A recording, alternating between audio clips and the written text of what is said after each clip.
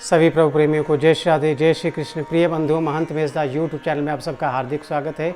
आज मैं आपके लिए लेकर आया हूँ जेठ मास के कृष्ण पक्ष की अपरा एकादशी की व्रत कथा। ये कथा का श्रवण करते हैं। वक्रतुंड महाकाय सूर्यकोटि समप्रभ निर्विघ्नं कुरु मे देव सर्वकार्येषु सर्वदा। ओम नारायणं नमस्कृत्यं नरं चैव नरोत्तमं देवी सरस्वतीं व्यासं ततो जयमुदीरयेत्। प्रिय बंधुओं, ज्येष्ठ मास के कृष्ण पक्ष की इस एकादशी का नाम है अपरा एकादशी।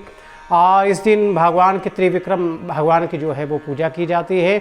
और इस व्रत को करने से धन और सुख की वृद्धि होती है और भूत प्रेत जैसी निष्कृष्ट योनि उनसे मुक्ति प्राप्त होती है। तो सभी एकादशियों का जो व्रत है का जो कथा है उसको युधिष्ठिर भगवान श्री कृष्ण से श्रवण करें। तो युधिष्ठिर ने भगवान श्री कृष्ण से कहा है, प्रभु आप जेठ मास के कृष्ण पक्ष की जो एकादशी है इसका नाम और इसके महात्म्य की विधि जो है वो हमको सुनाइए। तो भगवान श्री कृष्ण ने कहते हैं कि हे वत्स, इस एकादशी का नाम है अपरा एकादशी और ये अपार धन देने वाली है। जो मनुष्य इस व्रत को करते हैं संसार में उनका यश और उनको कीर्ति की प्राप्ति होती है।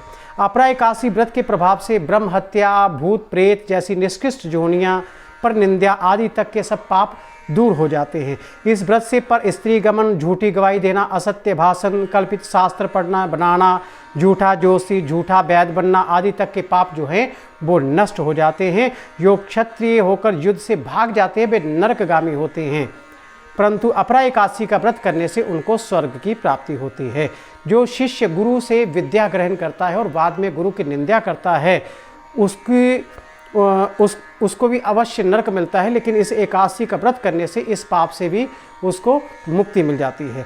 जो फल तीनों पुष्करों में कार्तिक पूर्णिमा को स्नान करने से या गंगा तट पर पितरों को पिंडदान करने से प्राप्त होता है, वह फल अपरा एकादशी का व्रत करने से सहज में प्राप्त हो जाता है।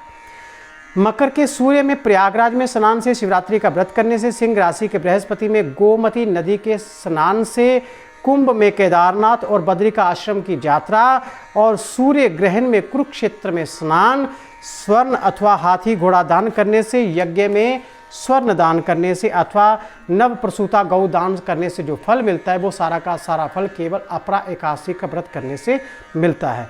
ये व्रत पाप रूपी वृक्ष को काटने के लिए कुल्हाड़ी के समान है, पाप रूपी ईंधन को जलाने के लिए अग्नि, पाप रूपी अंधेरे के लिए सूर्य के समान है। इसलिए सबको इस एकादशी का व्रत अवश्य करना चाहिए। हे राजन, जी अपरा एकादशी की कथा मैंने तुमको लोक हित के लिए सुनाई है। इसके पढ़ने अथवा सुनने से मनुष्य सब पापों से मुक्त हो जाता है।